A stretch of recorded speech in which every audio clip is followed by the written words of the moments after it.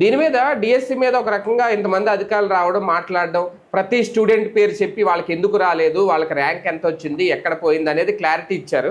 నిజంగా అదంతా ఓకే, వాళ్ళు సంతృప్తి చెందుతారా లేదా అనేది ఒకటి అర్థమయ్యేలా చెప్పారు.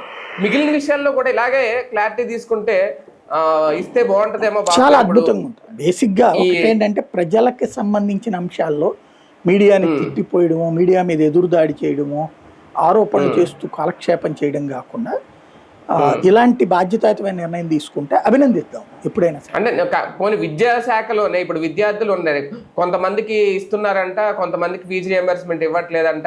ఆ సర్టిఫికెట్ల విషయంలో రకరకాల ఉన్నాయి. లేదు అఫిలియేషన్ ఫీజు కట్టలేదని ఒకసారి చెప్తారు కాలేజీలు, యూనివర్సిటీలు మాకు సంబంధం లేదని అవి చెప్తే అక్కడ కూడా గందరగోళం. అంటే వాళ్ళని తప్పు పట్టలేము దాంట్లో, ఎందుకంటే రాసేవాడిలోనే క్లారిటీ లేనప్పుడు వాళ్ళు ఏం చేస్తారు?